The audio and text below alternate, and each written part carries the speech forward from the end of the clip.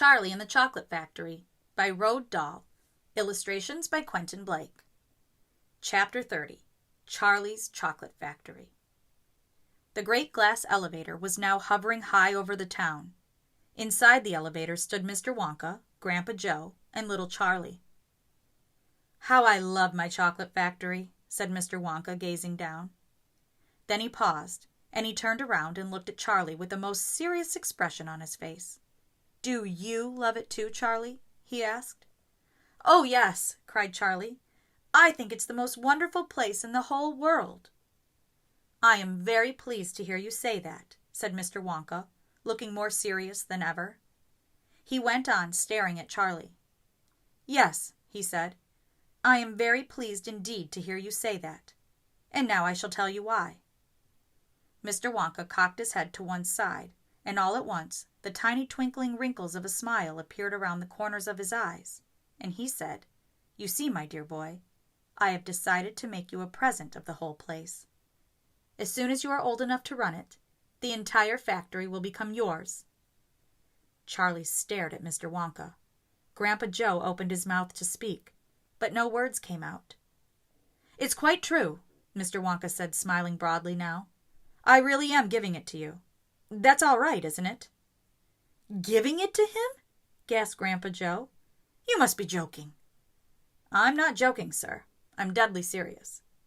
But, why should you want to give your factory to little Charlie?" "Listen," Mr. Wonka said. "I'm an old man. I'm much older than you think. I can't go on forever. I've got no children of my own, no family at all. So who's going to run the factory when I get too old to do it myself? Someone's got to keep it going, if only for the sake of the Oompa Loompas. Mind you, there are thousands of clever men who would give anything for the chance to come in and take over from me.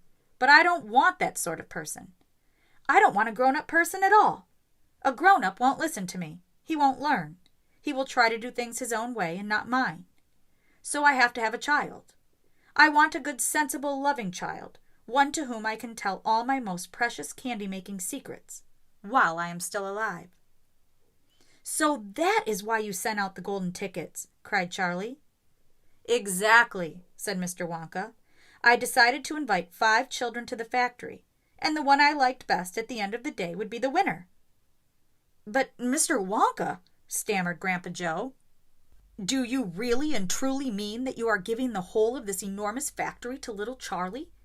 After all—" "There's no time for arguments," cried Mr. Wonka. "We must go at once and fetch the rest of the family. Charlie's father and his mother and anyone else that's around. They can all live in the factory from now on.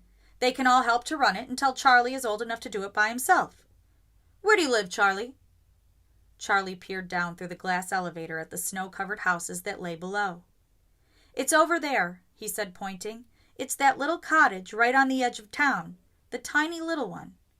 "I see it!" cried Mr. Wonka, and he pressed some more buttons on the elevator and shot down toward Charlie's house. "I'm afraid my mother won't come with us," Charlie said sadly. "Why ever not?" "Because she won't leave Grandma Josephine and Grandma Georgina and Grandpa George." "But they must come too." "They can't," Charlie said. "They're very old, and they haven't been out of bed for 20 years. "Then we'll take the bed along as well, with them in it," said Mr. Wonka. "There's plenty of room in this elevator for a bed." "You couldn't get the bed out of the house," said Grandpa Joe. "It won't go through the door." "You mustn't despair," cried Mr. Wonka. "Nothing is impossible. You watch." The elevator was now hovering over the roof of the Bucket's little house. "What are you going to do?" cried Charlie. "I'm going right on in to fetch them," said Mr. Wonka. "How?" asked Grandpa Joe. "Through the roof," said Mr. Wonka, pressing another button. "No!" shouted Charlie. "Stop!" shouted Grandpa Joe. Crash went the elevator, right down through the roof of the house into the old people's bedroom. Showers of dust and broken tiles and bits of wood and cockroaches and spiders and bricks and cement went raining down on the 3 old ones who were lying in bed, and each of them thought the end of the world was come. Grandma Georgina fainted. Grandma Josephine dropped her false teeth. Grandpa George put his head under the blanket, and Mr. and Mrs. Bucket came rushing in from the next room. "Save us!" cried Grandma Josephine. Calm yourself, my darling wife, said Grandpa Joe, stepping out of the elevator. It's only us. Mother, cried Charlie, rushing into Mrs. Bucket's arms. Mother, Mother, listen to what's happened.